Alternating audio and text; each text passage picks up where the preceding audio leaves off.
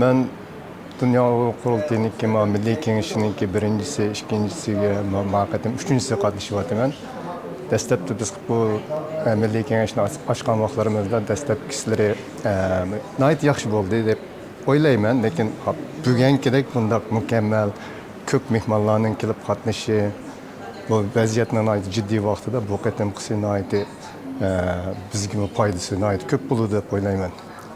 Başlanış bo'lyapti da bunun tugaguncha, bundan keyin ishlar tugagandan keyin biz Uyg'urlarga bo'lma, bunun foydasi ko'p olib keladi deb o'ylayman. Assalomu alaykum. Men Dünya Uyg'ur Qurultayı'nınki Sharq Xitoy ishlar komitetininki mudiri va Yaponiya Uyg'ur jamiyatininki ma'mur raisi Savut Mehmeto'liman. Hozir sizlar ko'rgandek biz Germaniyaninki Berlin shahrida Dünya Uyg'ur Qurultayı sahipxonlik qilgan bu 3-chi qatimliq Uyg'ur munbiri qatnashib o'tibmiz. Biz bilgandek 2-chi qatimliq Uyg'ur munbiri 3 yilning oldida Tokioda ochgan to'q.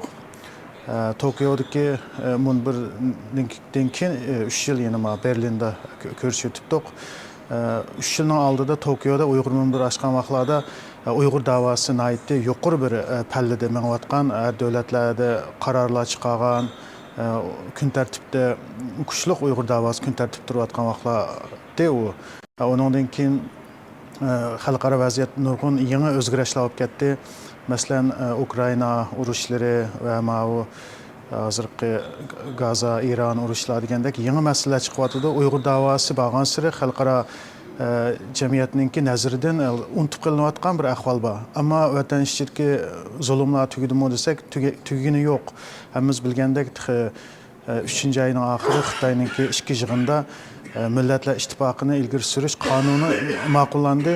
Yana 2 haftadan keyin 7-oyning bir bu qonun rasmiy yo'lga qo'yildi. Bu qonun hamda biz Uyg'ur, Tibet, Mo'ng'ullarni o'z ichiga olgan millatlarni ochiq oshkor assimilyatsiya qiladigan, xitoylashtiradigan bir qonun o'tirib qo'yilyapti. Shuningdek bir vaziyatda bu 3-chi qatimliq Uyg'ur munbirininki ochilishi nihoyat muhim deb qarayman.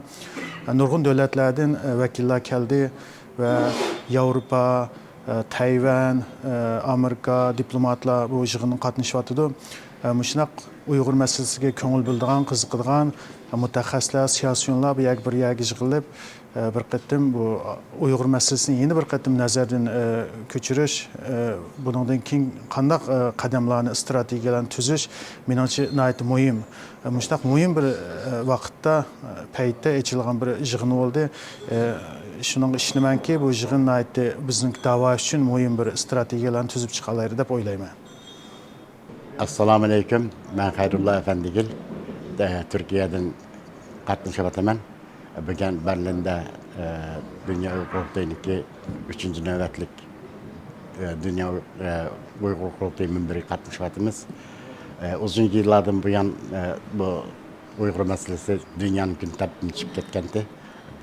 Bu yil bu munbir kelgan chet elliklar, siyosiyonlar va bilim odamlari bilan birga intayin yaxshi muzokaralar bo'lyapti.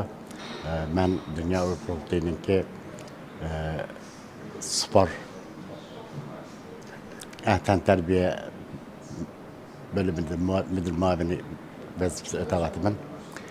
Bu yil bu yerda hozir dunyoning har qaysi joylaridan kelgan Uyg'ur qarindoshlarimiz bilan, da'vo sabdoshlarimiz bilan birga intayin yaxshi fikr almashtirib, muzokara qilib, yaxshi ishlar natijaga kelyapti. Inshaalloh bundan keyin texmi yaxshi bo'ladi deb o'ylaymiz.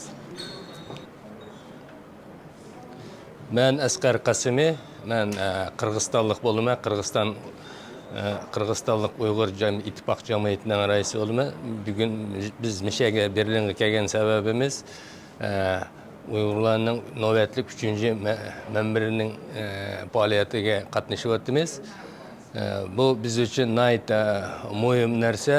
Demak, bu yerda shunchalik jiq ishlar olib borilyapti bu faoliyatlarda bo'libmi Dunyo Uyg'ur Qurultayıning a'zolari inson huquq to'g'riliq butun dunyodagi bugungi kunda Uyg'urning ahvoli qandoq kunlar qoldi, kelajakda qandoq bo'lishimiz kerak, qandoq yashashimiz kerak, millatimizniki, bizniki ham ona tilimizni, huquqlarimiz, inson huquqlarimizni qo'g'dash amalda shunchalik jiq bir faoliyatlarni o'tkazib nima qilyotdi. Bugungi bu faoliyatlarga dunyoning butun jiq yerlaridan, cho'ng hamma yerlardan degidek qatnashchilar kelib qatnashyotdi.